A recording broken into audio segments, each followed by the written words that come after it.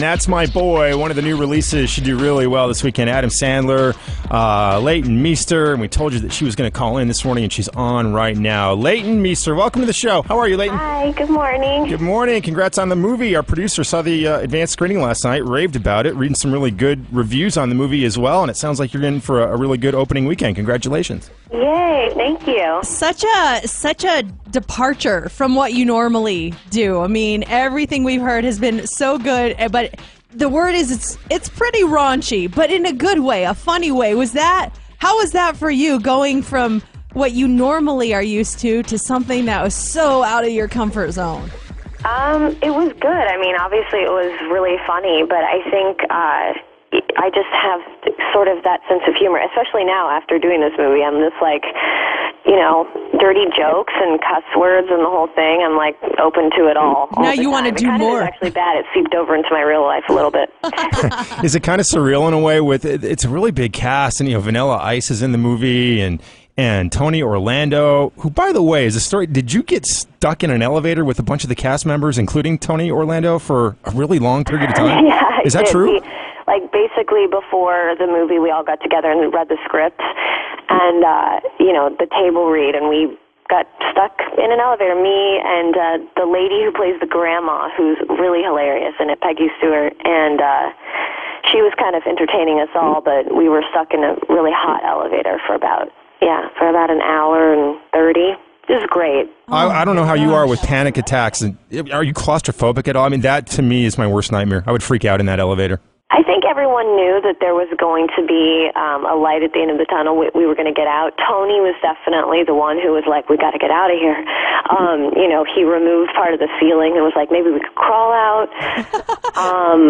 It was very hot, and there was like 11 people in the elevator, but I just kind of turned on my video camera and was like, let's just see what happens here. Did you film it? I did, and I have a bunch of pictures and stuff. It was pretty funny. Oh, it was that's just a awesome. way to get to know everybody, and then the police officers are coming, and we're in between floors. It was between the second and third floor, so it wasn't really scary. But the police officers come, and they're like, "You guys want water, air?" And Tony's like, "I'll sing you Yellow Ribbon, and whatever you want, as long as you get us out of here." I was going to ask, did anybody provide some entertainment? It sounds like Tony got close.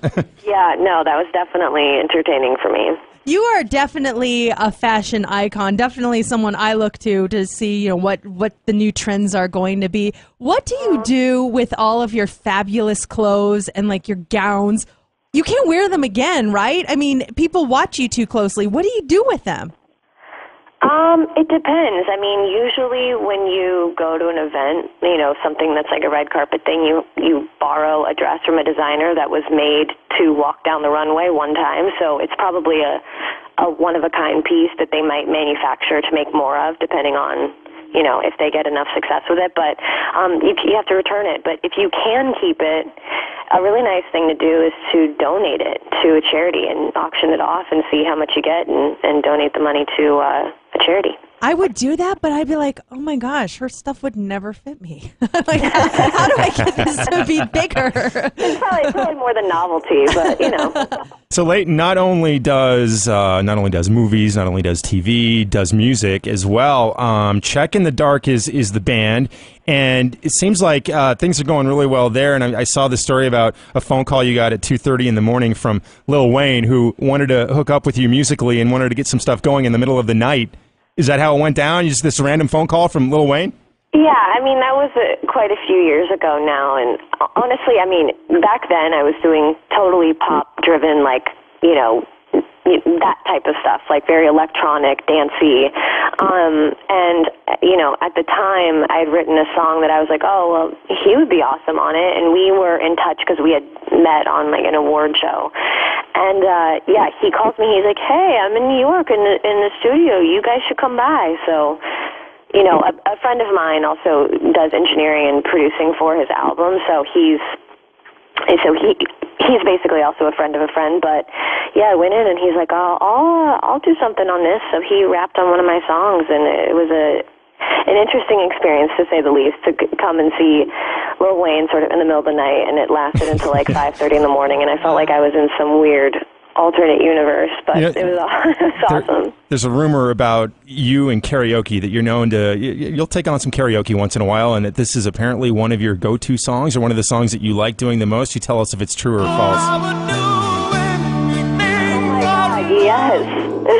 Oh my God, wow. I can't even remember exposing that type of information to anyone. Now that you've worked with Vanilla Ice, is that going to change to Ice Ice Baby when you go out in karaoke? Maybe, yeah. That would be pretty awesome, but I don't think I would do that in front of him. That'd be a little bit too much pressure. Does your heart sort of lean in between movies, TV, music, fashion, you do it all. I mean, if you had to go, is there one that sticks out as far as having a deeper passion for it? I think that honestly,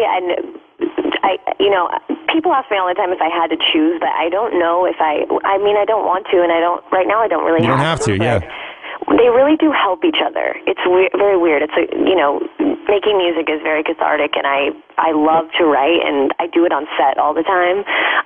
So that sort of goes hand in hand for me with sort of understanding myself, because a lot of the time you're playing another character, so you don't as much get to sort of analyze your feelings. Not that we need to do that constantly, but it's nice to be able to do that. And then I was actually just singing a song, recording it last night, and I was just thinking it really does help having a background in acting, because you get to it's the idea of performing and having such a visual when you're having a feeling during a song. It's like you act the song. So they really do go together. Now, with the movie, That's My Boy, out this weekend, did Adam Sandler handpick you for this part? Did you try out? And when you went on set, I know he's a big hero of yours. How was that? Was he like, hello, Leighton? He honestly is amazing, and I loved it when he was in Donnie mode, and he would talk to me like that. His character is so over the top insane in this movie. It's honestly like the best I've ever seen him. He's so good. But yeah, I mean, basically I read the script because I'd met a producer at a party, and she was like, read the script. It's really insane, as a warning. So just let us know if you like it. And I'd met Adam like a couple years before because I auditioned for something for him. And he was really cool, and then I met him on this project, and he was like, so it's okay with you? This is all okay with you? And I was like, yeah, I want to do it. It's cool. Because I was really like, laughing out loud reading it. So then I got to do it, which is pretty awesome. I see that his wife is in the movie, and I don't know that I've ever seen Adam Sandler's wife. What is she similar personality-wise to him, or are they total opposites? She's really cool and funny and nice. Actually, you know what? Now that I look back, I think she may be one of the reasons why I got this too. He told me that he asked her. I guess he'd seen maybe Country Strong, a movie that I did on a plane, and was kind of asking her if she knew who I was, and he was like, "Who do you think should play this?" And then she's like, "Hang on a second." And she called her friend, and they were talking about it. And she's like, "I think Leighton should do it."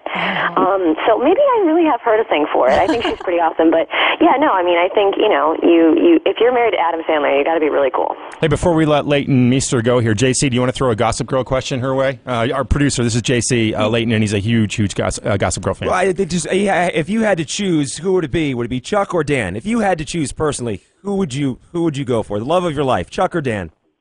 I mean, that's a really, really tough question. I think it's the question of, are you intellectually or physically stimulated by someone?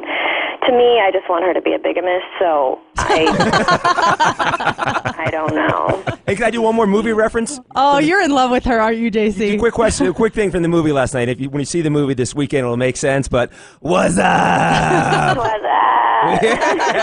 Is that making a comeback, Yes, it is. Yes, it is. Oh, I can't wait. It's out this weekend. That's my boy, Leighton Meester. Thank you for coming on and chatting, Leighton. Have a great weekend. Thanks a lot.